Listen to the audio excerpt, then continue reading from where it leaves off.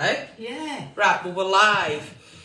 You've put some lip gloss on. You look gorgeous. Here we are. It's Sunday service. We are back.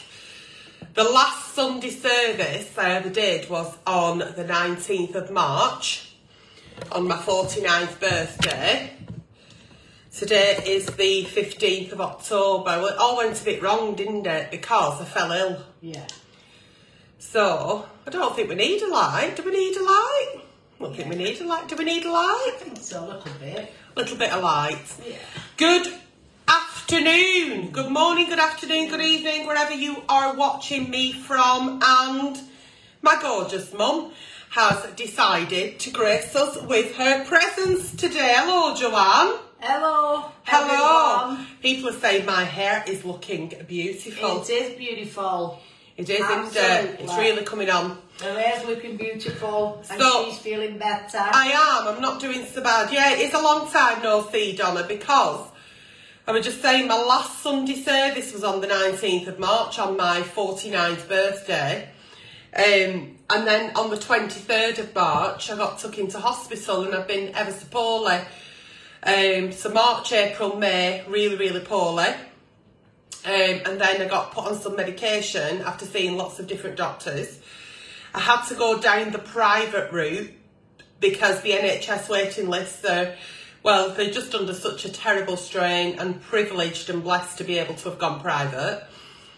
Made a few mistakes in booking private appointments, didn't we? Yeah. But we got there. And I'm waiting for the DAT scan now. Which is only available on the NHS, so we're no closer to a diagnosis, but I'm feeling better in the sense of where my medication is helping me. It's certainly managing my symptoms, Yeah. and I'm managing my symptoms more now as well. So yeah, it's time for Sunday service. It's Sunday, it's 12 noon, well, it's past 12 noon now because Mum were putting some lip gloss on. Oh, sorry. Oh, it's all right, Mum. You look beautiful. Oh, it's thank fine. you. Nobody's bothered. You come on when you're ready. Yeah. So, yeah, good morning, good afternoon, good evening, wherever you're watching your Aunty Nelly from. It is absolute pleasure to be back here with you today doing what I love, which is Sunday service. Big shout out today to John Thomas Springer, who is watching, and he always does, and he's got up in the middle of the night, especially to watch my Sunday service. So good morning, or, well, it will be, it's very early morning. Yeah. So me and Mum, before we kick off with Sunday service, we want to talk about a charity that Mum is part of, and Mum is, well, you're doing a lot for them, aren't you? Yeah, a volunteer. She's a volunteer for the Friends of Haslingden Cemetery. They are available to follow and like on Facebook, and the working days are every second Saturday of the month. Yeah.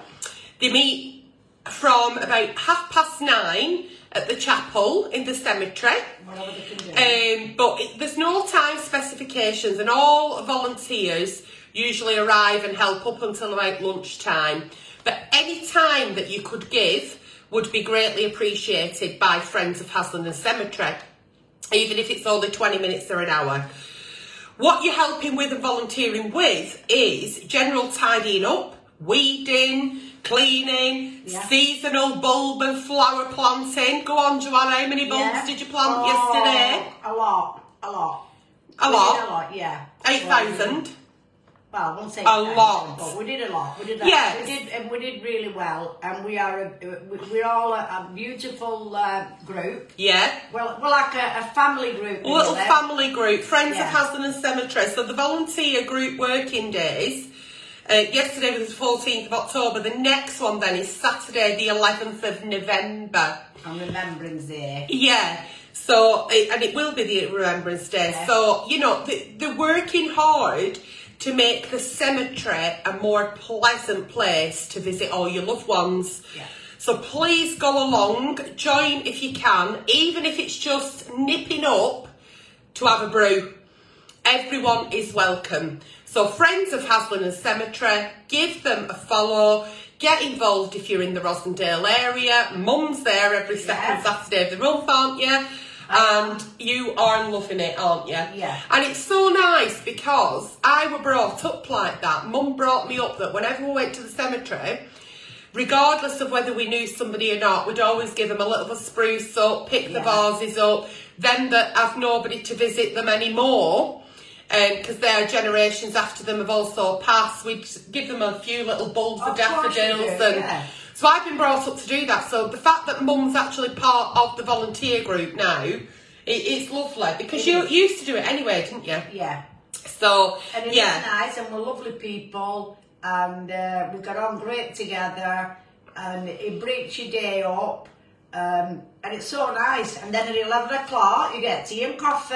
Oh yeah. And there's a gentleman there apparently who bakes cakes and brings them. Oh yeah, we've got out with Andrew, which is absolutely a fantastic baker, and his cakes are to die for. So come on the 11th of November. Yes. And you can have a taste of his cake. Yeah, there you go. So it's the Friends of Haslingden Cemetery. Give them a like, give them a follow. And if you are in the Rosendale area, then please go in, nip in, even if you're not volunteering, just have a look at what they do and have a brew with them. Yeah, that'd be much appreciated, thank you. Much appreciated, thank you, says Mum. Right, so, Sunday service. Like I said, the last one was the 19th of March. I'm going to try and go into the diary here and pull it. Oh, there's one or two here. Right, so, are we ready? I'm ready. Any advice I do give on this show is purely for entertainment purposes. So I just want you to know that. So it is an entertainment agony aunt show. Is there anything else I need to say? Give me a like, give me a love, give me a share. If anybody does comment on your comments with gift, win, prize, giveaway, it's a scam, don't fall for it. Let's get going. Dear Aunty Nelly, I'm terrified of my parents dying. Oh, that flows nicely in with your Friends of Haslingden Cemetery. Okay, so I'm terrified of my parents dying as they're about to turn 90, but they are in good health. I worry about my children even though they are 38 and 41. I also worry about my marriage. Oh, we've got a little worry worm here, haven't we? Yeah. I just feel that I worry all day, every day. I used to be a happy-go-lucky person, but now I just worry about everything. I've been concerned about my health, constantly checking myself for lumps and bumps. I hate feeling like this all the time. I want to get back being more carefree. What do you suggest? Oh, dearie me. So this person is worried about everything. And I think the fact that the parents are turning 90, even though they are in good health, it's that realisation that nobody lives forever. No. We always say, don't we, when you say, oh, you know, I'm 70 now and you won't have me for much longer, and I always say, listen, I could go before you. I don't worry about you dying because that sucks the fun out of being with you whilst you're here. Exactly. And I think to question mortality is quite normal, especially when there has been a death or you see something absolutely catastrophic on the news. You realise how precious life is, but every day is a gift and tomorrow's not promised to any of us regardless of status. So by worrying about what is going to come or could come and nobody knows when, you're taking the fun out of every day because all we ever have is today. So I think putting that in perspective is going to make you want to enjoy that time with your parents, because very, very soon in the distant future, maybe in years from now, you won't have that. All you'll have is memories. So make the memories, enjoy it. Nobody lives forever, unfortunately. No, the only thing in life guaranteed is life and death, isn't it? We're born to so die. Try not to do that. Try and enjoy every bit you can. As for your health, if you're really, really concerned about these worries that you've got lumps and bumps or you're wondering whether there could be a health scare, why don't you go to doctors and have an MOT and just say, listen, I'm worrying every day, all day. I don't know why, because I never used to be like this, but is there some tests you can do just to put my mind at rest? Yeah. Then when the professionals have said you're absolutely fine, then just crack on, Because nobody knows what's around the corner, do they? Exactly. And once again, while you sit there worrying about your health, you're going to end up giving yourself health concerns because you're worried. Yeah. Because worrying doesn't do you any good, does it? No. So... And once you've been to the doctors, and if you're not working, get yourself a little hobby. So that you're not distraction, so you're not sat there about worrying, you know, because that's the worst thing you can do. Yeah. So get yourself out there and get that smile back on your face again. Yeah. Yeah. That's good advice. Well done, yeah. Mum. Yeah, okay. Dear Aunty Nelly, I know cancer has affected your family. It has. Yeah. And you've experienced lots of loss. We have. Yeah. So am I reaching out to you, hopefully, so you can help me. Talking of that, Mum is a cancer survivor, aren't you? Yes, I am. Warrior woman sat beside me. Yeah. We've gone through all the survivor's guilt with Mum, so she's coming through the other side of that. But you have lost a lot of family members, as have I, to cancer. Yeah. So, it's the worst thing I have ever had to go through. My best friend has just died from cancer. Oh, dear. Seeing such a vibrant young woman reduced to what she was like at the end is something I cannot forget. I hear you. At the moment, I can't sleep, I cry all the time, I can't get my head around her not being anymore. I even went to see a medium. Oh dear. But I didn't get a message. Oh dear. Do you believe we go somewhere else after we die? I just want to know my friend is okay. Oh, and that we'll see each other again one day. Thanks. What I don't want people to do is reach out to mediums when it's so soon after a passing, because it's almost like you're not going to start grieving. You're still holding on to that person. You're wanting that message. You're wanting that confirmation. That doesn't mean to say that because you didn't get a message that there is nowhere that they go after. It may mean that they're busy doing other things. Yeah. And I truly believe that when somebody's very young and they're taken, it's because they're needed elsewhere. They were too good for this world, in a sense, and I think that's why I'll be here till I'm 189. But they're needed elsewhere, so don't be looking at that. There will be signs around you that your friend is around you. Yeah.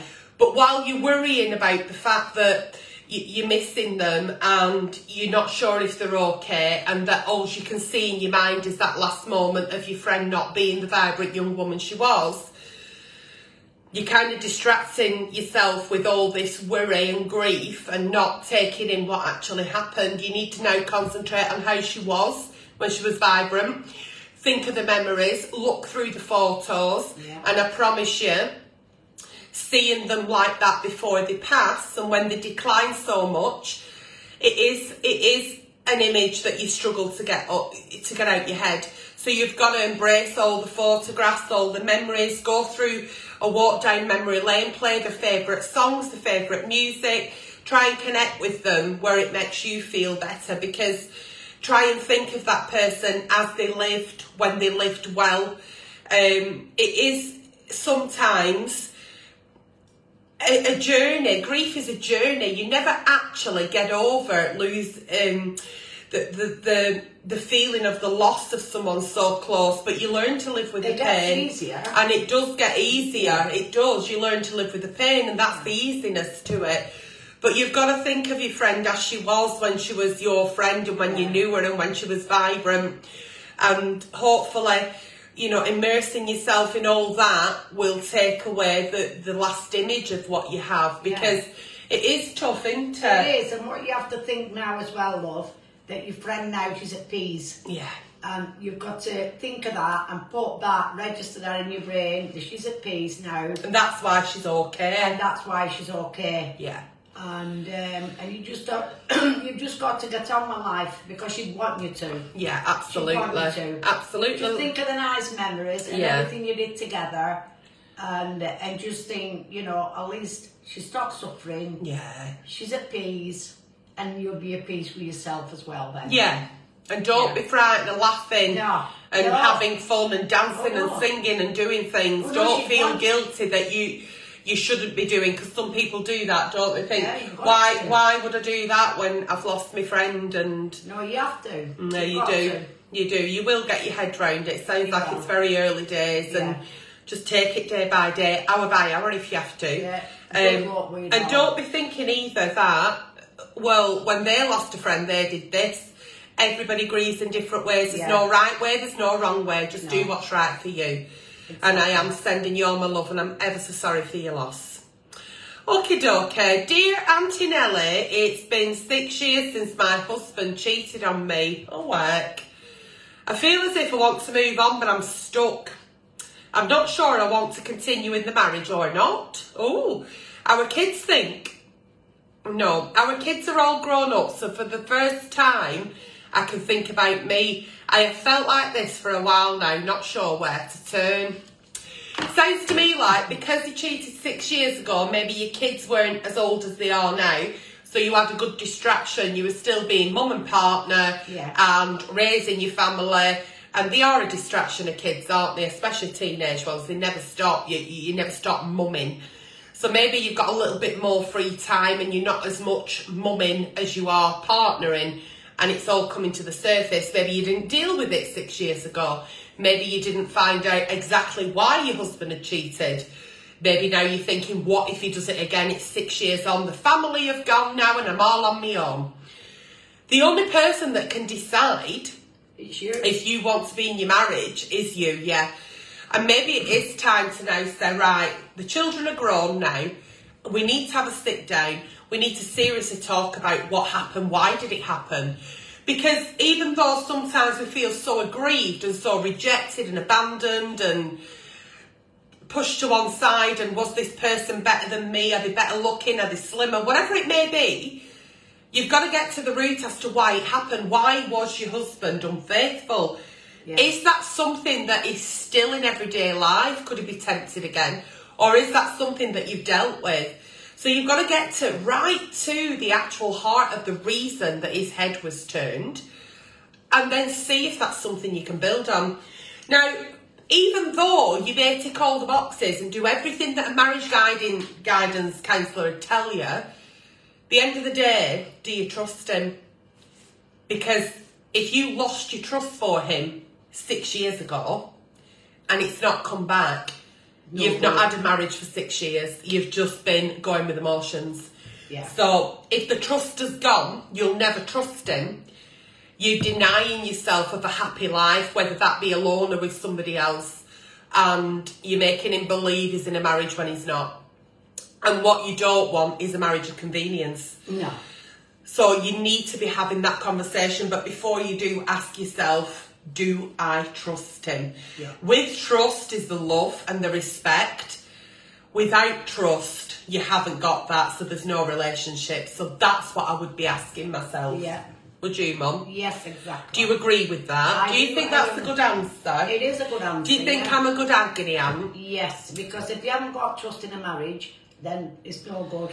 No. It's no good. And if it's gone on for 6 years and now you've realised, like you think, I think because the children have grown up now, they'll be doing their own things. You've more time to. You've more time to think about what happened 6 years ago. Absolutely. So you really need to sit down and talk it over. Yeah, definitely. And be honest with yourself, and then be honest with yourself. And if you can be compatible and say, well, we'll make it work and whatever, fair enough, give it a go. But if you think, nah, then do what you have to do. Yeah. Okay. Dear Aunty Nelly, if a guy has smothered his girlfriend, that's the first sentence. But then... Smothered. Yeah, smothered. For 3 years. Oh, right, yeah. If the guy has smothered his girlfriend throughout their relationship for 3 years, and finally she finds a way out of the relationship because she can't take it anymore, but soon the guy realises what he has lost and now constantly messages her to give her a second chance for what he has done. Does he really mean it? Is it worth giving him another chance? Please, just ask him for a friend. Right, well, let's break that down into a message that isn't got, like, behind wheelie bins and up and down back alleys, right? So this person, your friend, obviously in a relationship for 3 years with somebody who was quite controlling. So that person decided, this isn't for me, and left. Now that person has said, oh my God, can't believe I've lost you. I'm sorry, I love you, I didn't mean it won't happen again. Give me another chance. That's what the message is. Yeah. To me, to be controlling, in controlling, coercive behaviour in any relationship is not a relationship. To be in that relationship for 3 years, wow, it must have absolutely ground your friend to the floor. The fact that she actually was able to get on her knees and leave, I don't ever want her to be in that situation again. I ain't saying that a leopard can't change its spots, but to me, that is not a place I ever want to be in. That is not a place your friend should ever go back to. To be in a relationship again with that person, no many times they say, I'm sorry, I won't do it again. I'm sorry, I won't do it again. How many times can they say sorry? Life is very precious. Her life is very precious.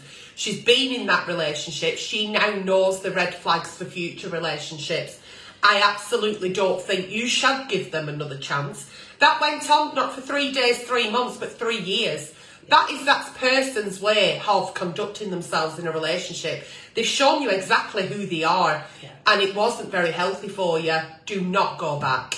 Well, no, because if she's let it go on for 3 years, if she does go back, she'll let it go on forevermore and be unhappy for the rest of her life. 100%. So now that you've got out of it, love, stay out of it. Good for you. Stay out Good of it. for you. I admire you. Use that, use that strength. Yeah. Use that strength. Use your brain. Yes. Use your brain. You did the right thing eventually, and nobody can tell you when to leave. Nobody can tell you how to leave. But thank God you did leave. Yeah. Thank God. Do not go back. I think this is the girl really that's saying asking for a friend. Tell your friend to not go back. You know they're doing incredibly well without them. And they probably tried to go off and control other people. They've not allowed it. No. So they thought, well, she did for 3 years, so nobody should control your life. I wonder if Aunty Elvia's watching. She might be, yeah. Hello, Aunty Elvia in Italy. We love you very, very much. And Aunty Anna. And Aunty Anna. Yeah, I don't think Aunty Anna's a flower pot. No, Aunty Elvia's Uncle Maurizio's a flower pot, and Aunty Elvia. Yeah. Right, dear Aunty Nelly, I'm due to go on my first girls' holiday. Ooh. Both of the friends I'm going with are different to me because they like drinking and they're very loud and very confident. I can't drink for medical reasons and I've explained this to them. However, they have mentioned they would still want me to go out every night, and I'm worried because I won't be able to. Oh, I don't want to ruin the holiday, but don't want it. Don't know if it will. Please, will you help? Okay, so this is for me to answer because I don't drink. I haven't drank for quite some time now. It was my choice not to. It wasn't for medical reasons, and it wasn't because I felt that I needed to knock it on the head. I just don't drink. All my friends drink, my family drink. It does not stop me being part of any of the fun and games, but it also doesn't stop me saying, right, had a lovely time, enjoy yourselves, ring me if you need me, I'm going now. Don't isolate yourself from fun. Lots and lots of fun can still be had regardless of your medical reasons and regardless of the fact that you don't drink. You can still go out for a couple of hours in the evening, have an evening meal, and then when they go off to the bloody bars and swinging round poles, you can go back to your hotel. Now, if your friends are any kind of friend, they'll understand that. And they'll help you safely back to your hotel room, and then they can go off and come in at 5 o'clock in the morning. You can be back pulled next day, not with a sore head while they have. Don't let this impinge on your life. You're worrying about the fact that you've got these medical reasons, you're not drinking because of your medical reasons, and that's fine, but it doesn't mean to say you can't be loud and confident. Don't let your illness define you. Get a hold on it, manage it. You're stopping yourself. You probably don't know whether you can go out for a couple of hours in the evening or not because you've not tried it. And if you've not tried it, you're never going to know. So I am the person that goes home at a certain time because I know what I have to do to look after myself and be well. My friends don't mind that I do that. They're not like, oh God, you're so boring, you're going again. Because they're my friends, they love me and they know. You're going home for a reason. Yeah, and even if I were a drinker, and even if I didn't have a medical condition, if I wanted to go home, I'd go home. It's fuck all to do with anybody else. If I want to go to bed at 9 o'clock every night, I will, because I can.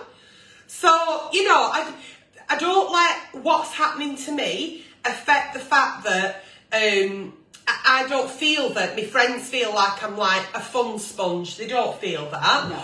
They actually miss me when I've gone. So they say. But yeah, don't let it stop me in any way. And it's going to be your first girls' holiday, and I am so excited for you. It'll be lovely. It'll be so nice. You're going to have a great time. And if it means you have to go to bed at 9 o'clock or 10 o'clock, well, so be it. But don't stop yourself trying. Always try. More good days, more bad days, whatever days they may be, still show up as best you can. And if that means you can't go to all the bars and whatever till 3 in the morning, that's fine. Believe me, you're not missing out. You're not missing out, but enjoy the girls' holiday. The girls' holiday. Yeah. Have fun. Absolutely. I still am the life and soul at party, regardless of alcohol, so... You don't need a drink to have fun. No, you don't. You like to drink, don't you, Mum? Yeah, never. You know, and I don't. But when we go out for meals, Mum will say, I'll have a glass of rosé, and I'll say, I'll have a tonic water with lemonade, please. No, I don't. I don't have tonic water with lemonade. That's disgusting. I have soda water with lime cordial, don't I? Yeah. But most of my friends are like 3 sheets to fucking wind. I'm not, but that's fine. Well, that's you. That's So everybody's entitled to do what they want to do. Exactly. Go on holiday and enjoy it. Yeah, do. Yeah. Dear Aunty Nelly, I've been seeing a girl for 4 months now. Woo! It's going well, but I found out that when she was 16, 12 years ago, so she must be 28, she had an unplanned pregnancy and her baby was taken away to her in-laws. I found out from her auntie. I didn't find out from her. I feel it's a betrayal of trust and wonder, had I have not found out, would she have told me? Well, you never know that now, will you? I really thought I had something special. Please advise. Well, what makes you think you have got something special? And what makes you think that she needs to share that with you? It was 12 years ago. She was 16. She had an unplanned pregnancy. The in-laws came and took the baby and are now raising it. You don't know what she feels about that. You don't know how she feels about sharing that. That is such an intimate part of her life that she may not love you enough, trust you enough yet to share that. And yeah, absolutely. And what makes you think that just because she hasn't, she's not trustworthy? There could be a reason for her not telling you, because maybe she doesn't think it's the right time and you've got to wait. Maybe it's something you think she doesn't want to share, and that's okay. And you're probably thinking, things are going well so far, good for you. Maybe things are not going well so far for her. Good point. Yeah. Good point, well made, Mum. So she's thinking, I have got this and I'm not ready to share it with you. And when she's ready, whether it's you or whoever she meets, if things don't work out between you, and I'm very sure that she probably will. I think the auntie's a bit of a dickhead. So telling him, do you not? Well, yeah. Well, but it's not her news to share, is it? Yeah, but people did you know that she had a baby at 16 and in-laws took it? Who the fuck she thinks she is? Yeah, but that's what people are like. They interfere. Gob on legs. And they like gossip. Yeah. And they like gossip because there's nothing better to do. Well, she needs to clean her fucking skirting boards and keep her gob shut. So that's what she needs to do. Yeah, but that's what some people are like that. I hate stuff like that. And if you feel like that because of your girlfriend hasn't shared this news with you, you don't think it's right, then do her a favour and fuck off now. And walk away? Yeah, do her a favour and fuck off now. So, Oh, it sounds like he's a bit judgy, like a bloody auntie. no. Doesn't it? No, he's not right to judge her. No. Because nobody knows the reason why it happened. No. And the main thing is, the child is with a granddad. It's nobody's business. And the baby's being looked after, or whatever, how old the baby is, or Yeah. what have you. Nobody's business. She's not had a baby and thrown it away. Well, It's still in the family. Do you know what? It was 12 years ago, baby will be 12, 11, 12. Yeah, that's what I and mean. it's fuck all to do with anybody. Yeah, whether she decided to it doesn't have matter. an abortion, Whatever. have the baby give it up for adoption, Whatever. have the baby keep the baby. Yeah. It's her choice, it's her body and it's her choice. Exactly. And it's fuck all to do with you. Yeah. And if she feels ready to tell you, she will. And when people, I think, share things like that, whatever the subject, Yeah. I thank them for being so vulnerable and open. I think, wow, they shared that with me. Yeah. And it's a big thing, isn't it? It is, and around. So just put yourself in Yeah. her shoes. And around to telling you this, obviously, Causing a bit of effort. she's not thinking about her needs and why, the reason why, you know, everything happened and what have you, so she's just a gossiper. Absolutely. So I'd walk away. Walk away from gossips, don't we, Yeah. Mum? Yeah, and get it over with. Yeah. Yeah. This one sounds like it's going to be a bit juicy. Are you ready? Well, yeah, I suppose. Dear Aunty Nelly, my world feels like it's ended. It's the end of the world. 12 years ago, I had a one-night stand. Oh, I was still with my ex. We have a 10-year-old child. But recently, I bumped into one-night stand only to realise that my child is my one-night stand's double. Good God. I was so silly at the time and didn't think of the possibility that my one-night stand could have got me pregnant. Dear God. Oh, Christ on a bike and Mary on handlebars. She thinks she's fucking Ave Maria. They look so similar. The girl I was with even said so. My ex, on the other hand, looks nothing like our child, but has, however, been a good dad for 10 years. What do I do? Oh, my God. That's the bloody conundrum, isn't it? So, she was with her ex, they had a baby, but while she was with her ex, she had a one-night stand. Never thought you could get pregnant from a one-night stand because they only did it once. It only takes once. But anyway, it's all right. It might have been you. We moved, don't we? Every day school day. And now you bumped into one-night stand and thought, oh, fuck a duck, I think that might be dad to child. So what do? Ex is still dad to child, don't know any different. We don't know any different without a DNA test. And he's a good dad. Well, what do? Do you tell the one night stand, think that child might be yours, you know, but I didn't think it would be because we only did it once, or do you just let things go? Do you just let things crack on as they are and everybody's happy? But it's not true, is it? Well, what if the one night stand has like a rare blood type or a medical condition and that child of hers needs to know in case, God forbid, how it happens and something hereditary? Exactly. Oh, fuck, exactly. this is one for Jeremy Calshaw, not your Aunty Nelly. That is a good point, Aunty Nelly. Thank you, Joanne. Because you should always know who your dad is. Yeah. For medical reasons. But you never know, do you? But then again, if you go and tell him now, yeah, you could be in a relationship, settled. Well, it's not that one matter. Or you could have another child, or you could have other children. It could have a child and they could meet and they could fall in love and they don't know they're fucking related. If he has a girl, even oh, if you're going to have to tell him. You're going to have to. I think the thing is, what you should do now. Right, go on, Mum, what? How old is the child? 12. What does she say now? Fucking hellfire. My leg's going 10 to a dozen. Yeah. I'm gone. 10-year-old is 10. 10-year-old. They might go to the same high school. 10-year-old. I think it's just a little bit, you're going to confuse him. I'd tell the adults first. Yeah, I would say to the adult, and then I'd ask for advice. Do it DNA test. Do it professionally. Ask for advice first. Yeah. Do a DNA test. Yeah. And make sure if it is. And if it's not, problem solved. Do you know what I mean? Start with DNA. Yeah, DNA. That's what you need to do. Have a word with one night stand and say, listen, Flower. Yeah. Don't mean to like end your world, but I can't eat, I can't sleep. Yeah. Get you straight. You look like a 10-year-old. Didn't think it would be because we only slept together once, but Are you alright just having a quick DNA? Because I think it might be yours. He might be in shock when you tell him. Oh, yeah. God, after 10 years after, this woman comes to me and tells me that could be my son. And then poor ex who thinks it's dad. But that's what I mean. And you've got to be respect for your ex as well. 100%. Yeah. Because he probably didn't know that she'd had one night stand. Yeah, you've got to be truthful with yourself. I mean, one night stand might not even remember it. Yeah, you've got to have respect for yourself before you can have respect for the others. Yeah. So if this ex has been so good and so nice, then have respect and have a chat and what have you. And if you're worried, medical-wise, about your son, that you think he might be the real dad, the one-night stand, then do the right thing.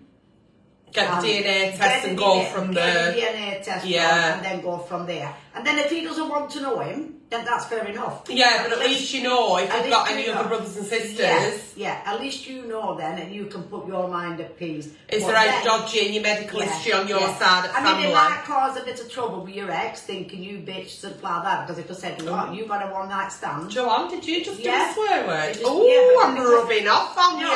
But it could come out saying that. Yeah. You know what I mean? Yeah. It could be the shock. But it's not about any of that. It's about the DNA test to find out for the child. The child. That's what you need to do. Yeah. That's 100%. what I would do. That's what I would do. I don't want to be in your shoes, but I wish you the best of luck with that flower. Good luck. But I think that's the best way to do it. It is the best way to do it. Yeah. Fuck a duck. Dear Aunty Nelly, how do I cope with seeing my ex with his new girlfriend? They've moved in across road. Oh, heck. Oh, good luck. And how do I not show them that it's hurting to see them together? Moved in across road. So it's her ex and he's moved in with new girlfriend and they live right across road. It depends why they split up in the first place. Did they split up amicable? Well, obviously she's not right pleased about it because it hurts seeing them. But did they split up amicable? Well, I haven't got a crystal ball, she's not said. Do you know what I mean? Or did you just end the relationship and say, well, I'm not bothered what you do, he's not bothered what you do. So you're thinking, well, she's not bothered what I do and what have you. All right, I was her ex. We've seen the size, we like it. I'm not bothered about her living across road. And he's probably thinking that you're not bothered about you, of him living across road with a new girlfriend. So that's something that you have to sort out. When you've no kids with your ex, you've no like commitments. It's different. You don't want to see him at all, do you? When you finish, it's like having a shit and trying to push it back up your ass. You're not interested in your ex. Can you move? Can you move? Shouldn't have to move, should you? And that was just comedy. Yeah, but why did they break up in the first place? It don't matter. They're not together now. It don't matter. It's just someone who lives across road. Close your curtains, get some blinds, avert your eyes when you walk outside. Yeah, don't bother. And if you do see them, morning, carry on with your day. Yeah. You do not have to stop and have chit-chat. But I would show them that I'm the bigger person by, morning, oh, cold today, isn't it? I wouldn't even... Don't give them time of day. No, I wouldn't. I wouldn't. I wouldn't even tell them if someone were breaking in their house and they were on neighbourhood watch game. I wouldn't give a shit. It's like they wouldn't exist. Yeah, just carry on with your life. I won't be helping them putting the bins out. I'll be telling them wrong days, me, so they get the recycling bins out instead of general waste. No, don't be so mean. You just carry on with your life, love. Yeah. And ignore them. Yeah. Just ignore them. Yeah, it is what it is. Yeah. They're probably not thinking two things about it either. No, it might just hurt you for a little bit and then you get over it. Yeah. Distract yourself, go out with your friends, get people round. Have fun. Even start dating yourself. Have fun. Have some time for yourself. Yeah. Be you. Yeah. Be you. Be you, do you, for you. Yeah. Yeah. That's the right word. Fuck 'em. Right. Last one. Are you ready? Are you ready, Joanne? Yeah, I'm ready. I'm ready. Dear Aunty Nelly, I finally booked a venue for my end party. Oh. But it only fits a few people in. Now that I've done the numbers, I can't fit everyone into the venue that I booked. I've tried to trim down the list, but I still can't fit everyone in, for fuck's sake. I don't know how to tell some of the girls that they aren't on the invite, please help. Well, what makes you think everyone's going to fucking come? Because you could have a list of 50 people, you've trimmed it down to 21, and only 7 might come. And why have you booked the venue when it's so little, when you anticipated fucking more? Can you unbook the venue, get your deposit back or not? I think If you can't do that, go with what you've said. Send the invites, and believe me, you invite 100, you'll get 28. I can't get a babysitter. I'm away for a weekend. Exactly. I'm at a wedding. I'm on my holidays. I'm doing something else. I'm doing something else. But so don't worry about it. no, just send the invites and see who wants to come. And chances are, I think you'll fit. If you don't fit, then look at something else. Yeah! What's wrong with Con Club? Eh?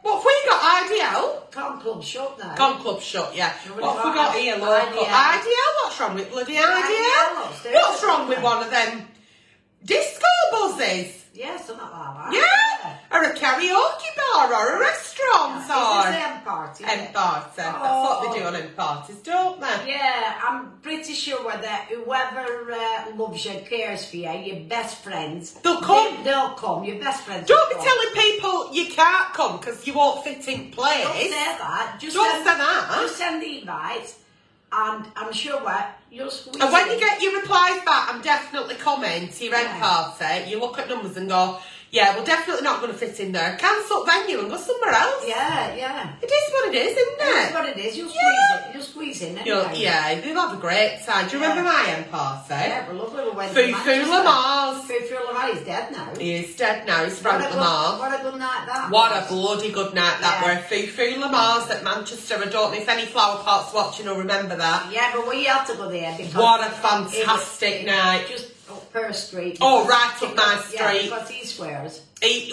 did swear, didn't he? You had a stripy top on, didn't you? And he says to my mother, he said, I know you'll do out for a tin of salmon. And I thought, he'll do for me, he's up my street. But yeah, he did, he come out as himself, didn't he? And introduced himself and told you a bit about it. Sang a few like Frank Sinatra things, didn't they? And then they had the Michael Jackson experience. Then you had the sit down meal. Food was shit, but atmosphere were amazing. Yeah. And then he come out as Foo Lamar. Oh, his outfit. He'd give RuPaul a run for his fucking money, wouldn't he? He were amazing. What a night. I think I have a picture. You've got one with Foo Lamar and I have. If I dig them out, I'll put them on. Because he said he liked my outfit. He did like your outfit. He said you'd do out for a tin of salmon. Yeah, Would you do out for a tin of salmon? Well, what do you think? I don't know, Mum, you know. Yeah. Bit of a wild one. Is that a Joanna Sly? No. Huh? Bit of a wild one. She's just come back from Turkey. Yeah, no. You had a good sound, didn't you? Yeah, I went to Marmaris. My granddaughter. She don't want to go to Marmaris again though, it's too loud. Yeah, I like Ishmael better.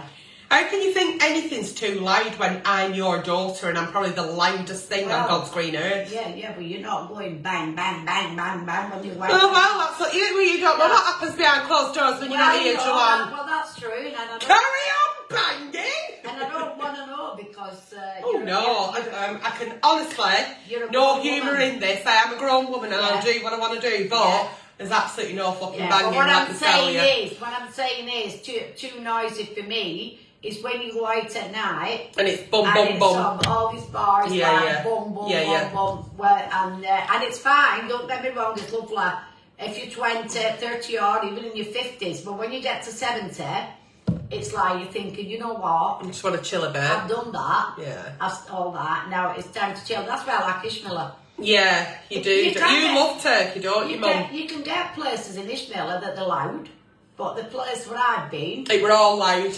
The place where I've been in Marmaris, yeah. And but I didn't mind because after a certain time, I'd go back. Me and my friend go back to the hotel, and granddaughter, she made friends with another girl. Yeah. And they were out till 5 in the morning. That's fine. It. That's what young guns do. Well, that's what young ones do, yeah. Yeah. And good luck to them. If they don't do it now, when are they going to do it? So have you enjoyed today's Sunday service? Yes, I have. I've loved it. Yeah, things are on the up. So I am once again begging, if you have got any nighttime with Nellies and they're over 18's problems, please write into the page. If there is enough to go live Wednesday night, I'll be there for you. If there isn't... Do they want to know your address of your clothes or something? Oh, no, I've not said it. Have they just asked or something? No, I don't know. All right, no. You asked me before. I get it. Yeah, it don't matter. Oh, no, somebody asked me on Instagram. Oh, on Instagram. Somebody asked me on Instagram, what's your clothes shop, Nelly? Yeah, I do apologise. It's all right, it's all right. So we've got Friends of Hasland and Cemetery. Yeah, please don't forget come and join us. Yeah. You're more than welcome. Come and have a cup of tea or a coffee with us and a biscuit. Yeah. And don't forget the 11th of November, come and taste our beautiful cakes baked by our Andrew. He's absolutely fabulous. Yeah, volunteer group. If you can, please. Friends of Haslam and Cemetery, nip in and have a brew with our Joanne or help her plant a few bulbs. Still waiting for the DAT scan, and I will keep you updated as and when. But I am a lot better than I have been, so we're back. Hopefully I'm going to get some nighttime with Nelly, so I'll be able to do some nighttime with Nelly's on Wednesday night. Our David's dying to join. Not me. Any advice I have given on today's show was purely for entertainment purposes. Please seek out a professional if you are in need, or inbox me and I will signpost you to professionals. And yes, my new venture, 11th Avenue Limited, is going from strength to strength. To say, it only opened on the 2nd of October. I started selling on the 9th of October and I'm absolutely smashing it. But I couldn't do it without your love, support and your help. Yeah. Thank you very much. You don't always have to get anything to basket, and check out the fact that you join me, you comment, you support. I see you there. It means the world to me. Yeah. Once again, thank you for joining me today. Whatever you do with your Sunday, be blessed and I'll see you soon. Bye-bye, flower pots.